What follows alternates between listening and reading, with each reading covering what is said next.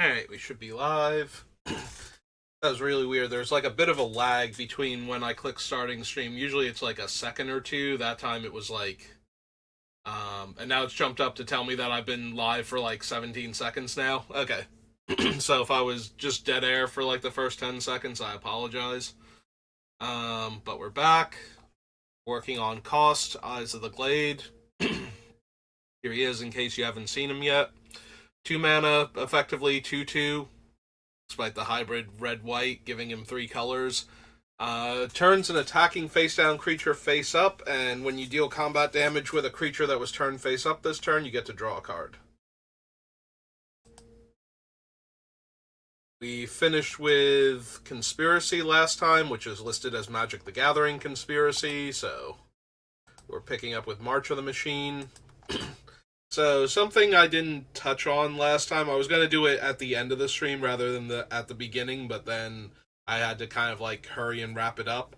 And then when I was doing my drafts, had a little bit of a bad experience and I was kind of salty, so not the best time to bring this up, but so the creator of Dragon Ball, Akira Toriyama, his death was announced about 2 days ago in the evening.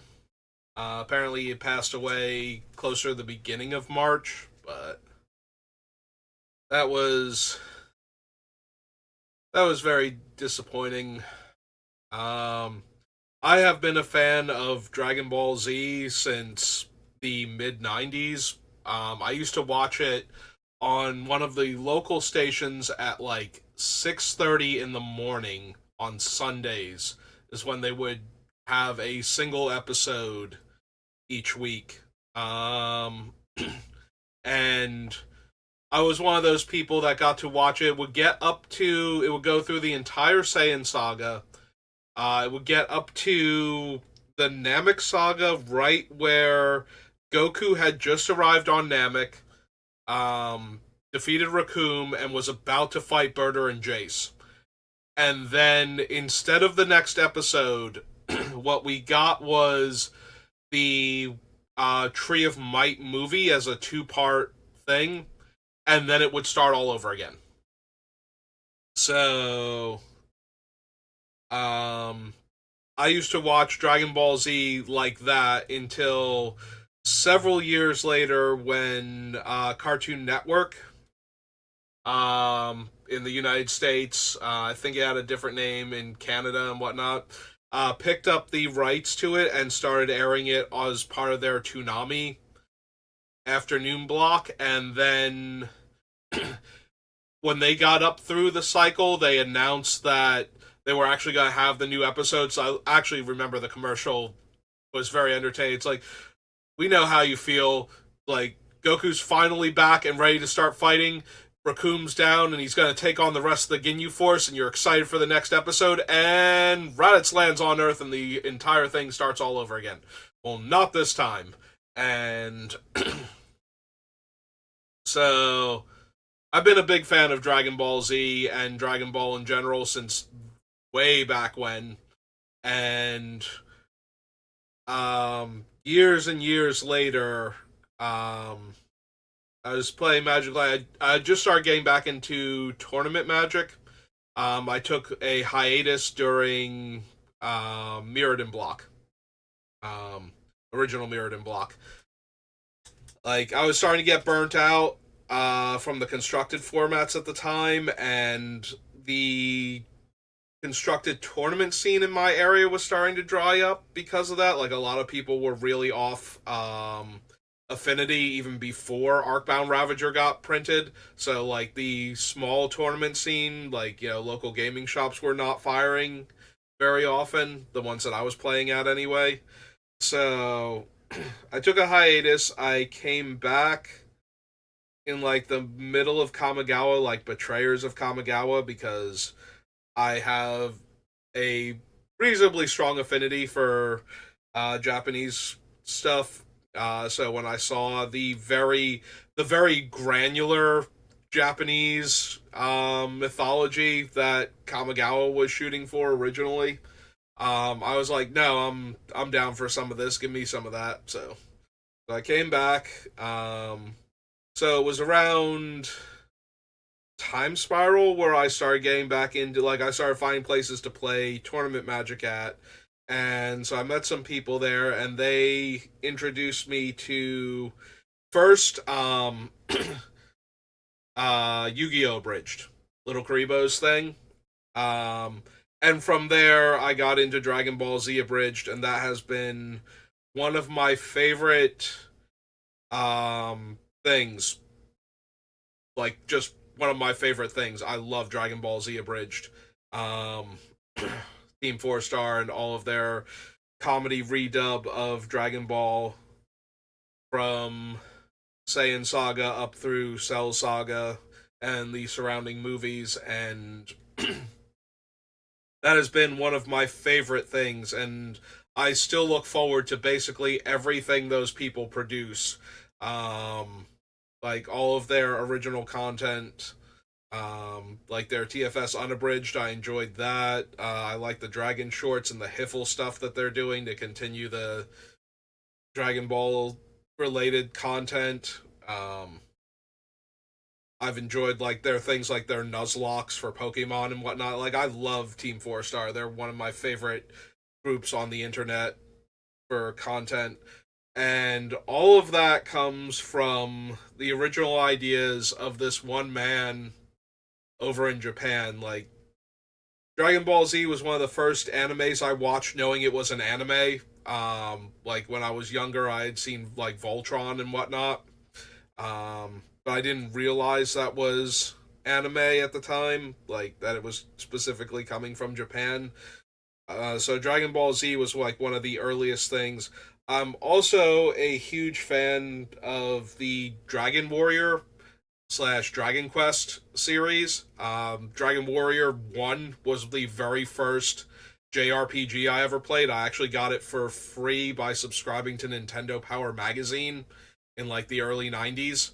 And Akira Toriyama did a lot of the designs for um, Dragon Quest and Dragon Warrior. He also did the designs and did a lot of work on games like Chrono Trigger, which were huge. I was not like weirdly enough, I did not get it super into Chrono Trigger. It came out around the same time as Final Fantasy 3, which is Final Fantasy 6 now. Now that we have all of the Final Fantasies released, but I did loan my friend Final Fantasy 3, and he loaned me Chrono Trigger, so I did get to play through it, and I did enjoy it. And it is really weird to have this man be gone now with all of the stuff he had done that has positively impacted my life and all of the things that he was working on. Um, so just wanted to take a moment to acknowledge all of the positive things that are in my life just because of this man and the things that he did. So, like, there is a lot of stuff that I am into now that is directly as a result of him making his Journey to the West inspired comic book, you know, back in the 80s. So, so yeah, it's really, really sad that we lost him. And there are a lot of people, like, a lot of times when I hear about losing somebody in a creative field, it usually tends to be um, people that influence people that I like. It's very rarely somebody that I liked on top of being a big influence to other people that I like also. So, um, but yeah, I feel like it's been a while since a famous person passed away where it really actually hit me a bit harder than, like I don't get too strongly emotionally attached to people for that I don't know personally. Like I appreciate them and all of the things that they do, but this is one of the people that influenced a lot of things that I care about. Even the things that he didn't directly work on, a lot of the things that I like and enjoy, I got into. I got into anime because of Dragon Ball Z, which in turn helped build my interest in other things from Japan. Um, and I collect like Asian language foil magic cards, and one of the big reasons for that is because I actually feel more of a connection, especially to the Japanese cards than to like the Chinese or Korean. But I collected them because Magic players, as a general rule, cannot tell the difference, and I wanted to have the fancy language cards at the time, but I primarily focused on Japanese, and it was because of the rising influence of anime at the time and the Japanese players coming into Magic at the time, back around like 7th, 8th edition era Magic. So, um, but before then, my influence for Japanese culture started with Dragon Ball Z. So, and a tiny bit, like I remember seeing episodes of Dragon Ball, like Dragon Ball and a Dragon Quest slash Dragon Warrior anime that was on like 5 in the morning on like Saturdays before the regular cartoons. On a different one of the like the Saturday morning cartoon channels, because there were, I grew up in the '80s where there were a whole bunch of these type of things. So you had your choice for like ABC, NBC, CBS, Fox, like all of them had their own cartoon lineups. We're trying to compete for Saturday morning viewership, so I do remember seeing like a couple episodes of original Dragon Ball. Like specifically, I remember the episode where they met Oolong, um, and had to defeat him, and like an episode of Dragon Quest where the protagonist was trying to get through a snowy area. He had a dog sled team, and he used the super rare seed items that you get in certain Dragon Quest games, which can permanently boost a character's stats. He was using the vitality ones for the dogs so that way they could keep going, so they could get him out of the cold. Like, I remember seeing these two episodes back to back, and it was really hard for me to wake up that early in the morning to see any of the other ones, but I do remember watching them, and they're both Toriyama works. Like, there's a running joke with Toriyama where he only has like something like 8 faces, roughly, that he can do. And a lot of the character designs, like the variations of it, come from all of the rest of the things around the face. If you ever look at his characters, some of them are very difficult to tell the difference of if you just have a black and white picture zoomed in on the face because of that. Like if you look at the protagonist from I think it's Dragon Quest 7, it's like the Cursed King or something. If you look at it, like the protagonist has Goku's face. Um, the one churchborn knight in like the red garb has Trunks's face and a very similar haircut too.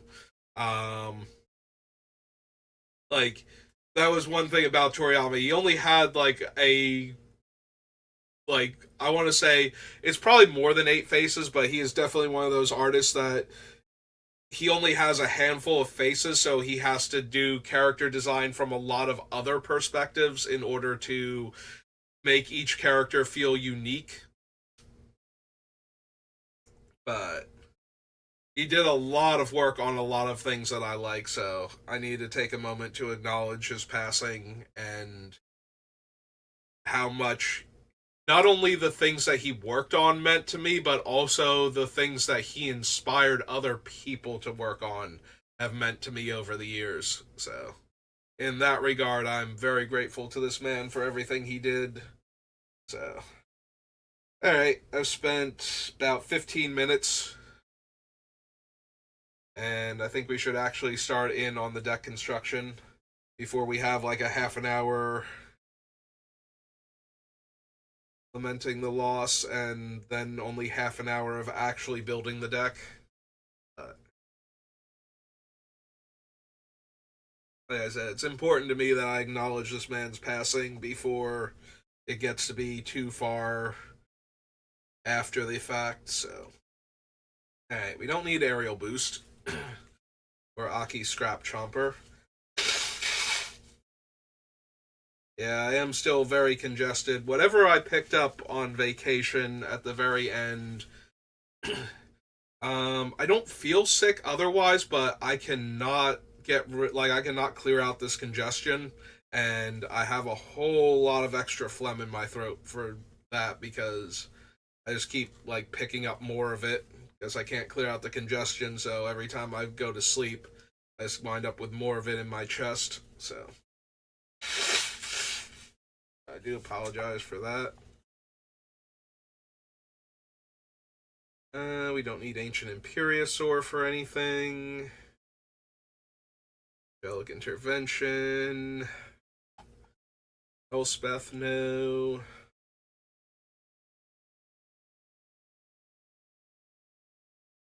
Traxxas Fall. Can't run Awaken the Maelstrom.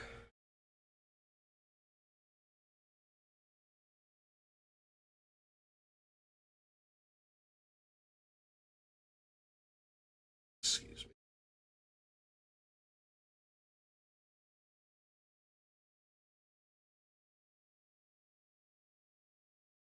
I think we need Bloom Wielder Dryades. I forget what their front face is, but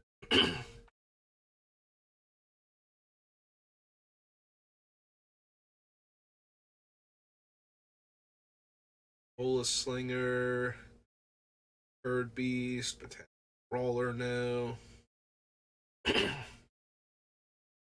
Bringer Valkyrie. Cast an instant sorcery, copy it. 2 mana of any combination of colors. Top 5 cards. Cast instant or sorceries. Deals X damage up to 2 targets. Go to Chomping Kavu. Don't need City on Fire. Smasher Yeti, no. Thundermaw, Disciples of the Inferno. Has Vigilance and Haste. Top 6 cards of your library. Exile a legendary creature card. The rest on the bottom of your library. Until end of turn, you may cast the exile card without paying its mana cost. Doomscar, Dusk Legion, Elish Norn. Yeah, I don't have the body count for sacrificing creatures for Norn, so. Enters the battlefield, incubate 2. Tali. Tali's not really where we're at. Like, I can run a Tali just as a value creature in any red-green deck ever. This is definitely not a deck where a Tali is, like, front and center what we're looking for. Furnace Gremlin, Host Charger, Reigns, Alta Mavrin.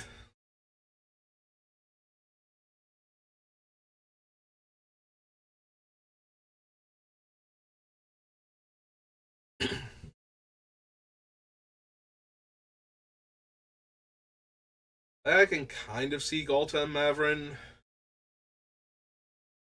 We can cheat it into play. The problem is that we have to attack with it in order to flip it with cost, so we won't make the token the first time.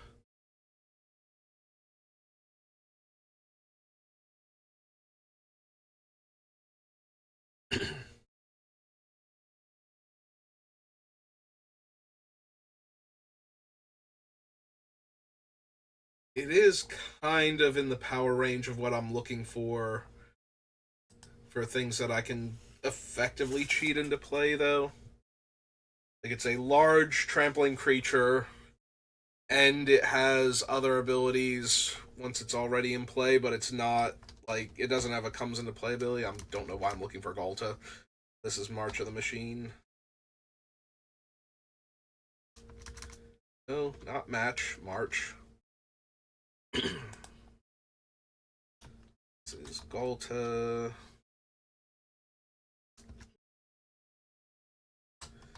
And Averin.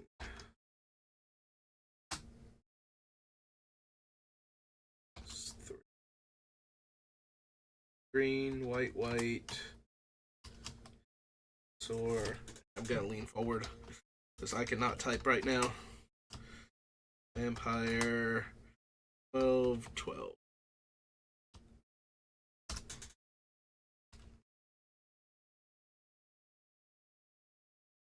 Alright. Glistening Dawn, based on the number of lands I control, no. Black Paragon, no. Hey, Stream Elements just acknowledged that I went live. Thanks, Stream Elements. Can't run Heliod. Any number of cards from my hand on the bottom and draw that many. I think so. Belanon. Arya. Enters the battlefield, create a treasure token, then you may discard a card to draw a card.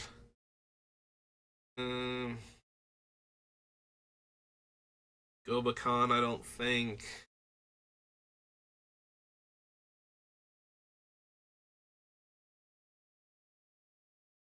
They don't have the defense value printed anywhere on these the way they do, like the Planeswalker loyalty number. That feels like kind of a glaring oversight.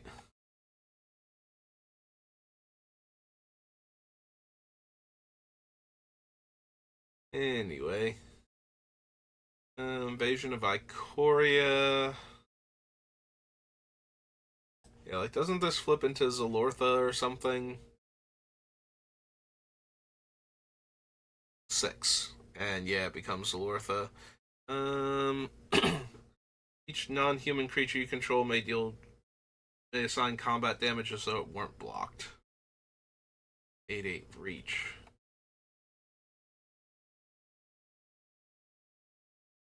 Your graveyard for a non-human creature with mana value X or less and put it onto the battlefield. Yeah, I don't think so though.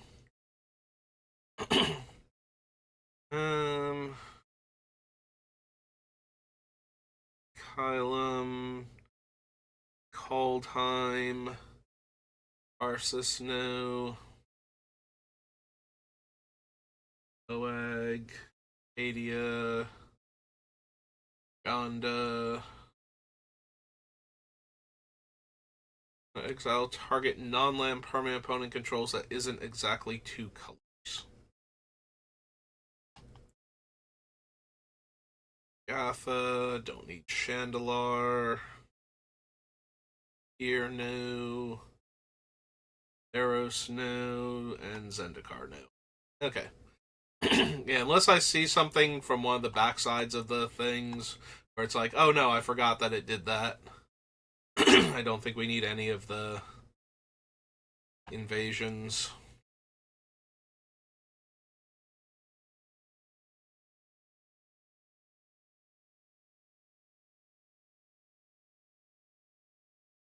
And there's the battlefield choose one, so I think so.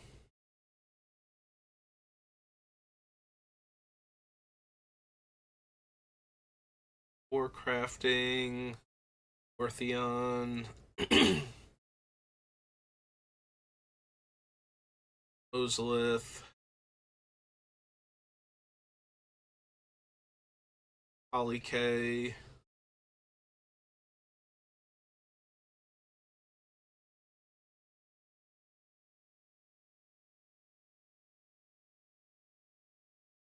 Exarch. Beginning of your end step, exile target non-creature, non-land card from your graveyard. Make a 3/2. Sacrifice a spirit. Choose target card. Exile with Quintorius. You may cast that card this turn without paying its mana cost. If that spell would be put into a graveyard, put in the bottom of its owner's library instead.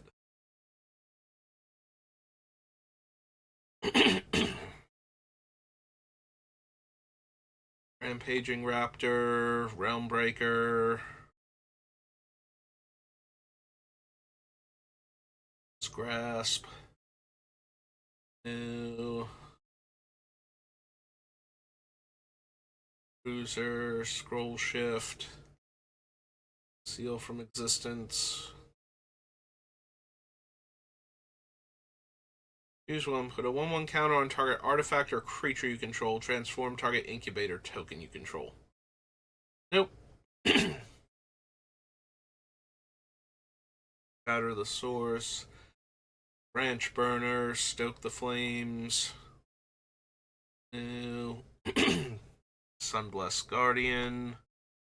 Sunfall, no. Sorak and Goreclaw.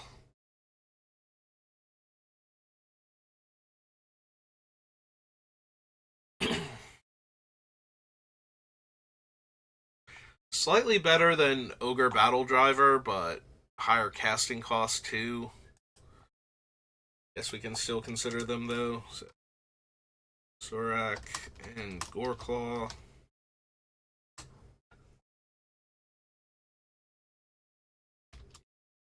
Four green for a human bear.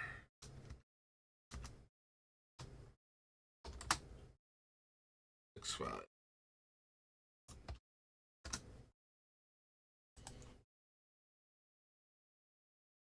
Once and Future. Skyline. Don't really care about the Argent Etchings or the Great Work since it's more instant and sorcery based.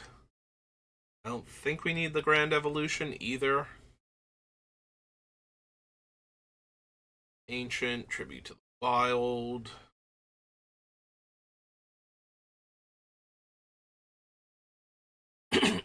Yeah, Tribute to the Wild would mostly be putting 2/1/1 counters on each of our creatures. Unless we cast them face up, which kind of defeats the whole purpose of the deck. Excuse me. These so far. Up to one target land becomes a 3/3. Mill 3 cards. You may put a permanent from among the cards into your hand. Play lands and cast permanent spells from your graveyard. Oh, and there's still a few more cards after this. At least one more. Alright, Zalfiran Lancer and Zalortha herself. Herself. Alright, so that was March of the Machine. Brings us to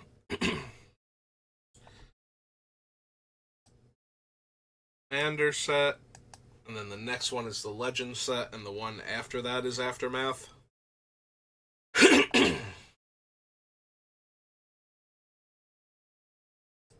Let's add this in. We probably don't need any of the talents. Whenever you attack with 2 or more creatures, draw a card. Whenever another player attacks with 2 or more creatures, they draw a card if none of those creatures attacked you.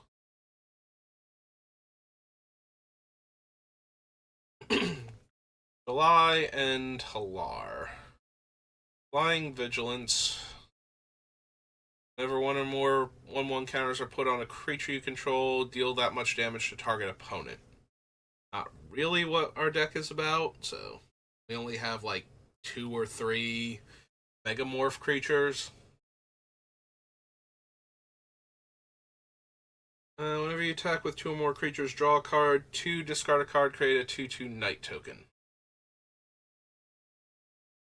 +1/+1 and has Vigilance. Whenever equipped creature attacks with the top 6 cards of your library, you may reveal a card that shares a creature type with that creature. Yeah, it's not really what my deck is about either.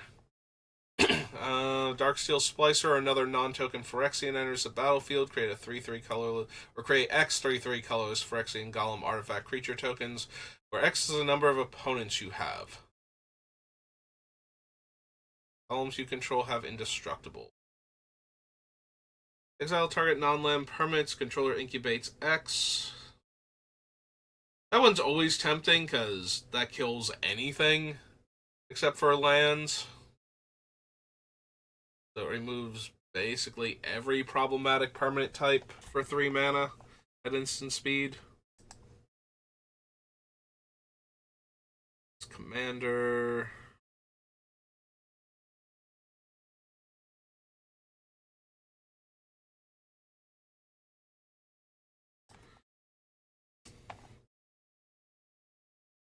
Excise the Imperfect.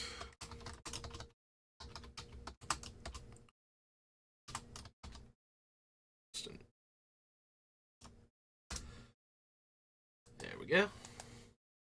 Filigree Vector. Enters the battlefield, put a 1/1 counter on each of any number of target creatures and a charge counter on each of any number of target artifacts. Sacrifice another artifact, proliferate. Turn target non-land permanent card with mana value X or less from your graveyard to the battlefield. X is this creature's power. Populate. Whenever a creature token enters the battlefield under your control, put a 1/1 counter on Dovehawk. Create X/1/1 spirits with flying. Whenever one or more Phyrexians you control attack, return target artifact card from your graveyard to the battlefield if its mana value is less than or equal to their total power. So battlefield tap, add white, tap the next spell you cast this turn has Convoke. Shuffle your library. Any number of times as you choose, you may exile the top card of your library. If the total mana value of the cards exiled this way is 13 or less, you may cast any number of spells from among those cards without paying their mana cost. Dash, backup 1, double strike. Enters the battlefield under your control. Hedron Detonator deals 1 damage to target opponent. Sack 2 artifacts. I can play the top card of my deck. Creature attacks. For each attacking modified creature you control, create a tapped and attacking. Yeah, we don't modify our creatures very often. Menace. Whenever a player casts their first spell each turn, they create a treasure token. Whenever an artifact an opponent controls is put into a graveyard from the battlefield, deal 1 damage to that player.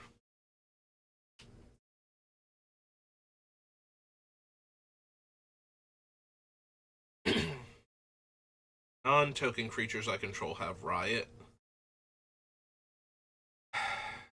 Tempting, but I think I'm going to stick with the Rhythm and Fires of Yavimaya.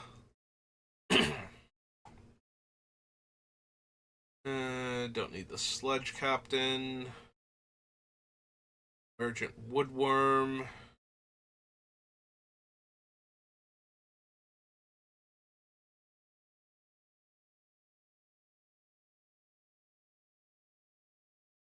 Animist. Sandstep War Raiders, or War Riders rather. There's a number of differently named artifact tokens you control. Wildfire Awakener. Convoke. Wildfire Awakener enters the battlefield, create X/1/1 red elemental creature tokens with. Whenever this creature becomes tapped, it deals 1 damage to target player. I do not remember those elemental tokens. Enters the battlefield, create X/1/1s. Whenever this becomes tapped, it deals 1 damage to target player. Still don't think we need it, but I did forget that card existed entirely. Bitterthorn, Elixir, and Bright Palm. Backup 1. Whenever this creature attacks, double the number of 1/1 counters on target creature. That creature can't be blocked by creatures with power 2 or less this turn. Yep, not really a thing that I care about.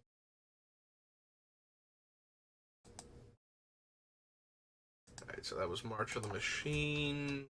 Commander. It's the Legends subset that's all reprints. Then we have the Aftermath.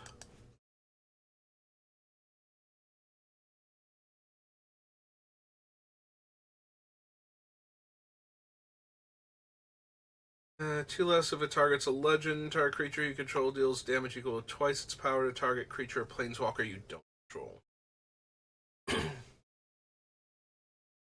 Attacks or a creature enters the battlefield under your control attacking, you may pay 1 in a red. If you do, you may put a creature card with mana value less than that creature's mana value from your hand onto the battlefield tapped and attacking. I don't think we need Calyx.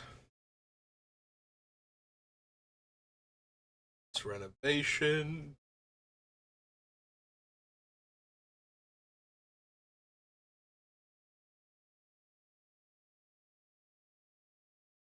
Vanguard, no. Choose target permanent card in your graveyard. If its mana value is 3 or less, you may put it onto the battlefield. Otherwise, put it into your hand and you gain 3 life. Vigilance, Trample, Lifelink.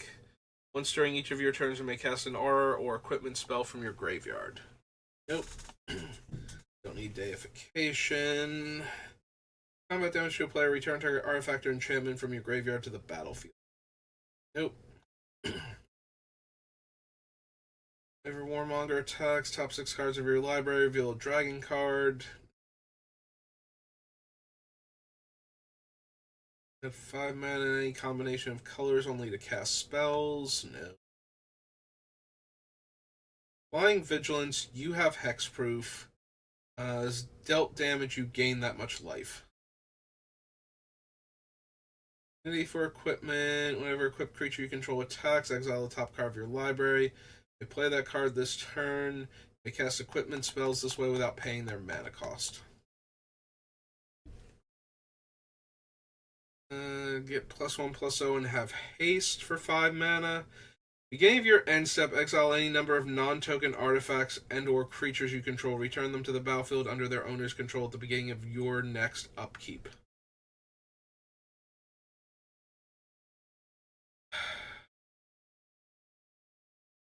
I get to attack with all my creatures at instant speed. Or not instant speed. I get to attack with all of them as they have haste, because they do. Words. Work with me, words. Alright, so I'm giving all my creatures +1 power and haste for 5 mana. But I also get a weird Conjurer's Closet type thing for any number of my non-token artifacts and or creatures. But then they're gone until my next upkeep, so they're immune to wrath effects. They just kind of wander off into exile and come back later. I can technically use this to unmorph creatures, but that will mean I don't get to draw cards with cost. If it were not 5 mana, I would probably run this, because I would be able to do enough with it, but with it being 5 mana, I feel like most of the time it's not going to be quite good enough.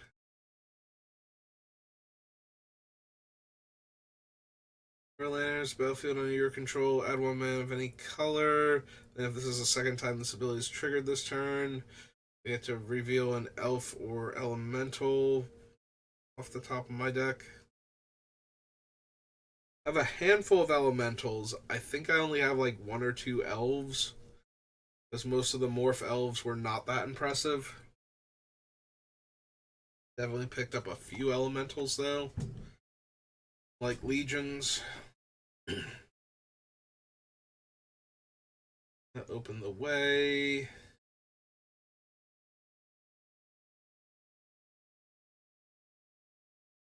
Thopters you control have haste. Whenever you play a land from exile or cast a spell from exile, get a Thopter.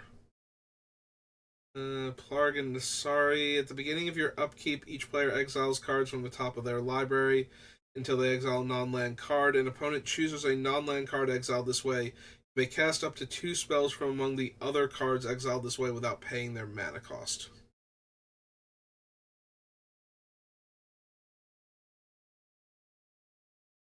I think so. For an artifact card reveal and put in your hand, shuffle, then discard a card at random. If an artifact was discarded this way, Reckless Handling deals 2 damage to each opponent. As far as I know, there's no specific artifact I desperately need. Also, white can enlighten tutor way more safely than gambling for the card. Also, we'd have to put in gamble first. Since it's just a better one, I can tutor for any card I want. It's not entirely strictly better because if I discard the artifact, I don't get to deal 2 damage to each opponent, but you know, less mana, more versatility. For losing out on a slight upgrade.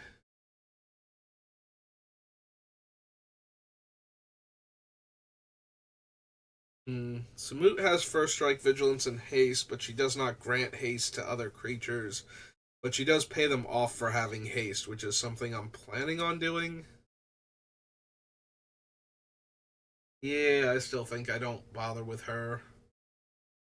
Each player exiles the top card of their library until your next end step. Each player may play the card they exiled this way.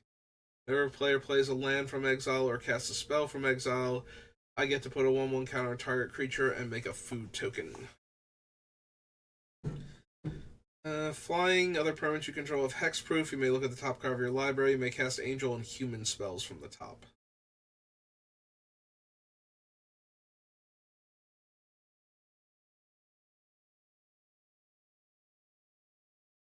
Azri, Tranquil Frillback, and Undercity Upheaval. Nope. So that was the aftermath. After that, we have a whole bunch of masterpieces, Masters Editions, Mercadian Masks. Move closer and closer to Onslaught and its pile of morph creatures. And murders at Karlov Manor and all of its disguised creatures.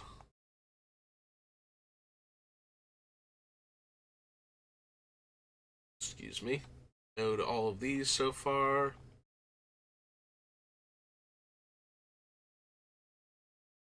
Master Mage destroys a wall, so that's not working. Bloodhound, no. Blood Oath, no. Brawl.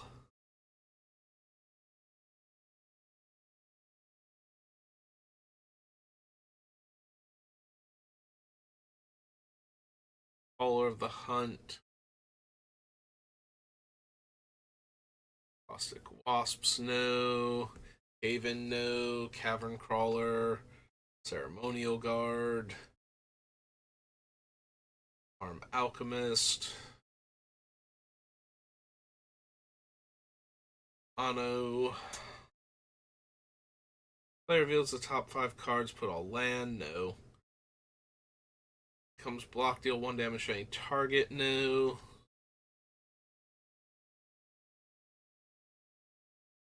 Collective unconsciousness, rather. I don't know that we need collected company either. Most of our things are naturally too big for it. Cornered Market, no. Crag Saurian, Crash. Crooked Scales.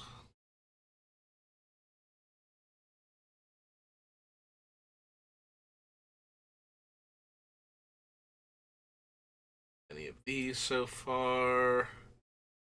Witness, Dust Bowl, no.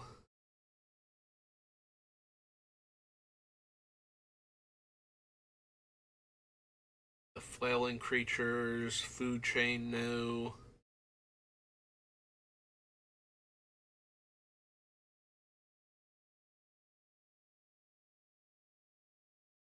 Think I need Foster. Like, it's fine. We're very, very creature heavy, so milling until I hit a creature is probably fine, but it's a 4 mana do nothing enchantment in the meantime, and I'm not really feeling that.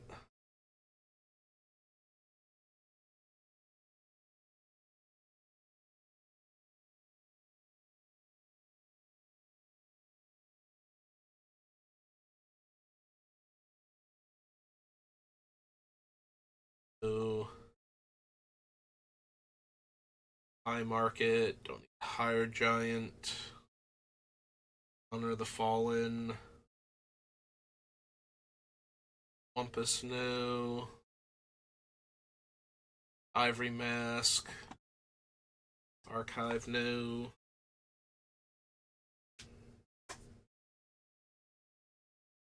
Legate. Negotiations. Or the Sniper, for that matter. Haste becomes the target of a spell or ability. That spell or ability's controller sacrifices a land. No.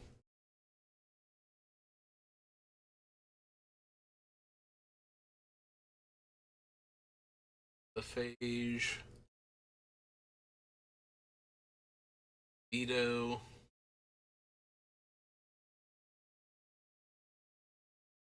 Cage. Moonlit Wake. Creature you control deals combat damage, you gain that much life. Nope. I don't need Pulverize. Puppet's Verdict.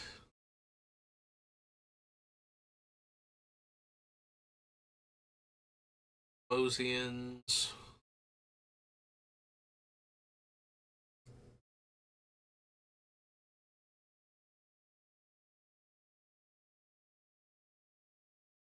Reverent Mantra.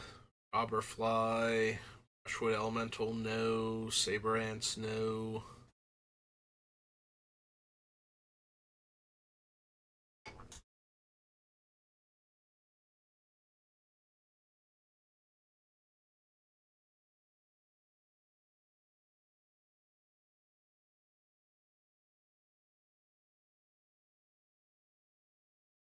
No.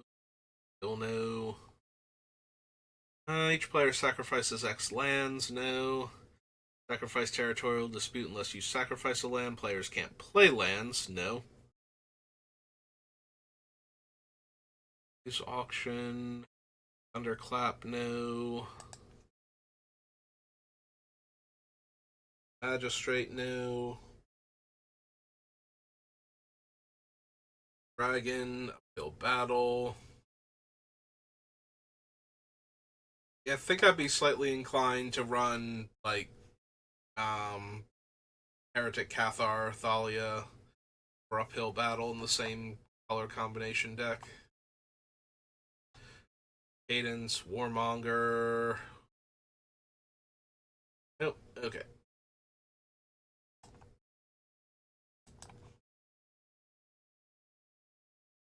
So that was more tasks. And that brings us to Mirage. I think we can call it after Mirage. Because I'm already starting to. Like, I'm not getting the headache or anything, but my vision, like, I'm staring at the cards and my brain is starting to not process them particularly well, so we'll call it after Mirage because we're coming up on the. Like, I usually like to stop at about 50-ish minutes in. Make the things more palatable for people that want to watch them.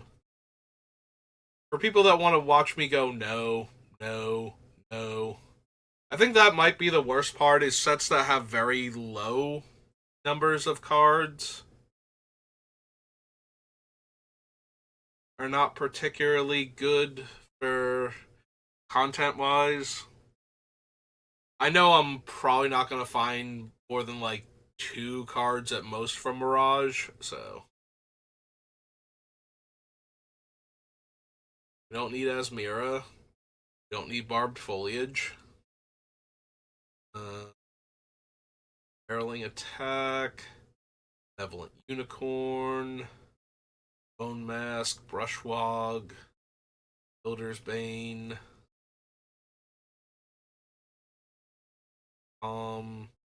Steel Dawn. Chaos Sphere.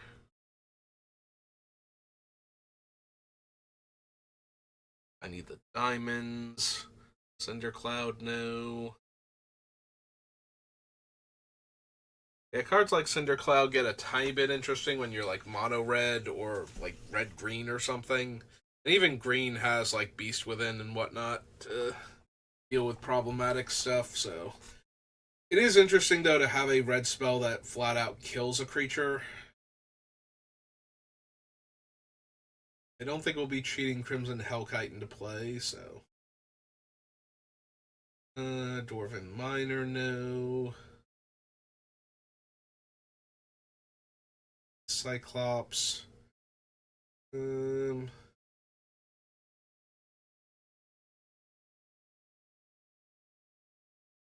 or while Jin isn't doing much. Are there any artifacts or enchantments I desperately need? There are a few that I'm running right now. I guess it would let me tutor for any of the things that are going to give haste to my creatures, so in that regard, I still kind of want it. So we'll go to Mirage. Go Enlighten Tutor.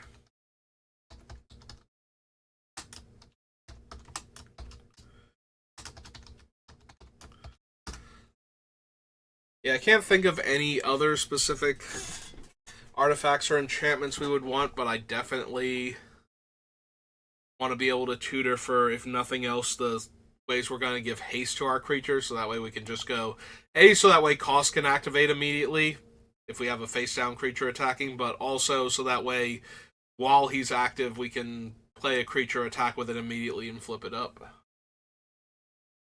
Don't think I need anything from Femerif. Final Fortune, no. Flare, no. Don't need Elite Infantry, Scouts, Soothsayer, Tinkerer. Totem, no. Hammer, no. Auction, no. Nope. All creatures get -2 power. Tap target creature. Prevent the next one damage will be dealt to any target this turn. Nope. Ari's Influence. Jungle Patrol. Jungle Worm. The Carevex Torch.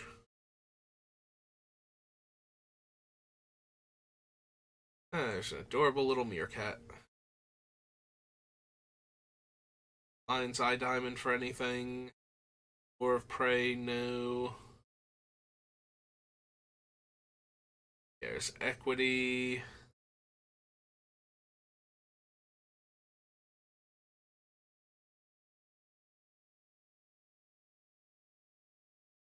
Does it untap during your untap step if it has a fungus counter on it, and at the beginning of your upkeep, remove a fungus counter from this creature. But it's also a 0/1, so it's unlikely to survive blocking a creature. Cage, the Griffin, Murder, Lion, Balance, Jin. You and an opponent each choose a card name other than a basic land. This one's always kind of tempting. One of these days I'm going to make a political group hug type deck where it's like, okay, you and I are going to team up. So I'm going to name this thing that I care about, and you're going to name, like, this thing or something similar, and that's going to get to go into the deck. Well, there's Phyrexian Dreadnought.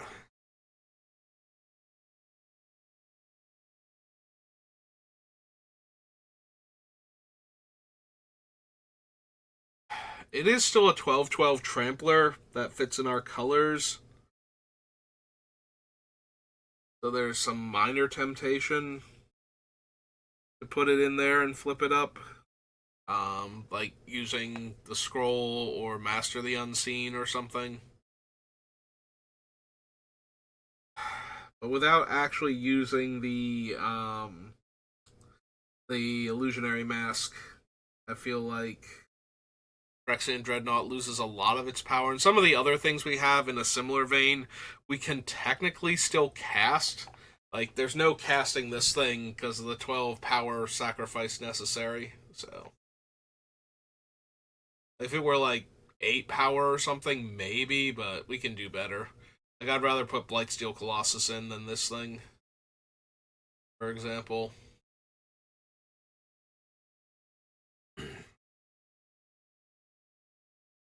Rashida Scalebane, no.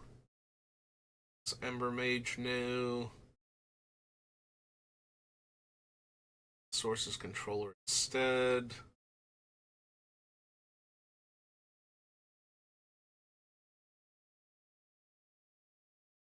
Twister, no. Sawback Manticore. It's flying. Deal 2 damage to target attacking or blocking creature. If it is also attacking or blocking, and only once per turn. Return target aura. Generate target creature. Target green creature. Target creature gains trample. Don't need Seeds of Innocence. Set our attacks. Tap target creature defending player controls. Nope. Soul Echo. Spectral Guardian, no.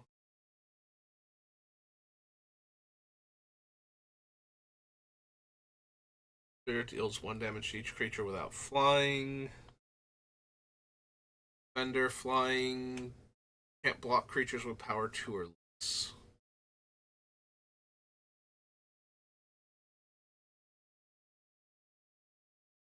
Superior numbers. Minotaur. Definitely don't need Tika's Dragon. Helm Tour.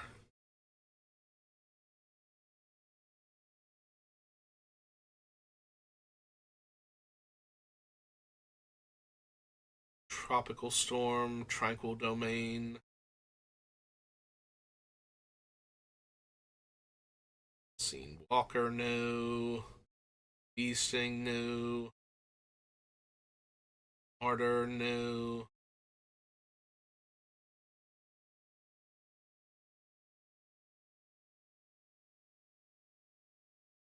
Panic Dragon, Waiting in the Weeds. Resistance, no. Tiny Wall of Roots. Spellspring. Gain control of enchanted land until the end of turn.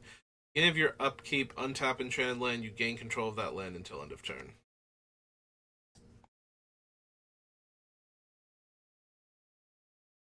I don't think we actually need Worldly Tutor.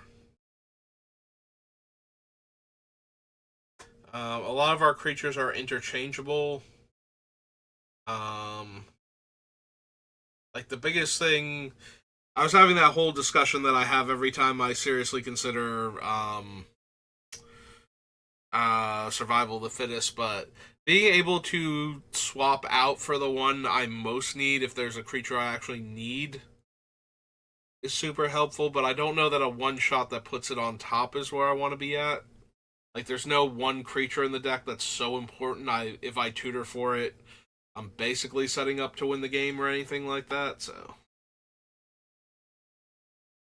Alright, and I don't need Cerulean of the Claw, because we only have like one dragon so far, and we're probably only going to have like 3 or 4 at most. And don't need Zuberi Golden. Alright, well, that will do it for me for right now. Let me take a little bit of a break, and then I'll be back on. We'll do a draft or two. I don't know if I'm going to keep doing the Alchemy Murders, because I got really badly wrecked yesterday. The one draft, and then the other one, um, that one felt more like I just happened to get unlucky a lot of the times. Like we were close, but I couldn't quite finish the game off in my favor. So we'll see which one I feel like doing. If we do regular or alchemy, but till then, I will see you next time. Good rest of your day.